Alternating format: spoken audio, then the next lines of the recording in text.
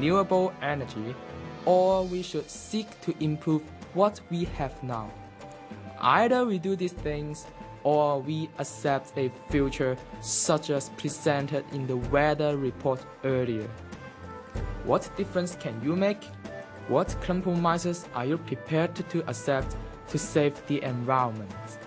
Under any circumstances, we certainly have the responsibility to protect this nature that God created.